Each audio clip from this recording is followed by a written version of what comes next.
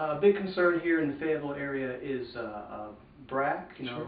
base realignment enclosure, where the military right-sizes itself, moves its assets around to where it feels is in the best interest of maintaining a strong national defense.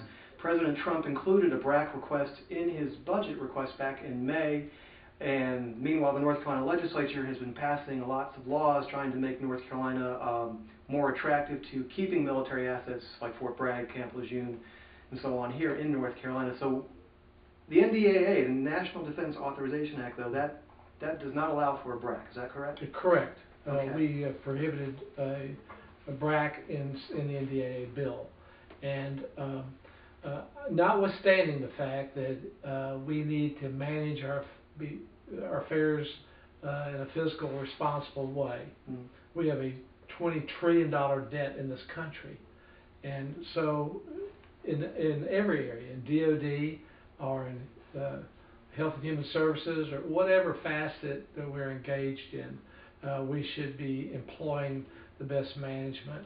So I absolutely confirm and affirm the President's interest for fiscal accountability of our government. But we have to rein this in. We're going to collapse financially unless we address our spending trajectory that we're on. But having said that, BRAG is distinctive, and it plays such a vital role with the 82nd Airborne and the Special Ops. And frankly, in the last BRAC, it was enhanced. Yeah, we grew. It benefited from the BRAC.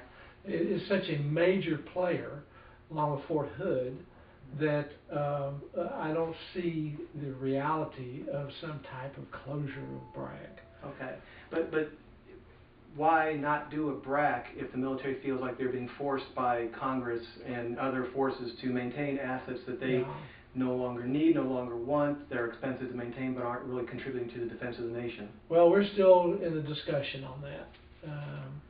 Okay. There are provisions that were put in there by the Armed Services Committee. Obviously, every representative or of a military-related district wants to preserve and protect what's in his district. And that's part of the process of politics. Okay.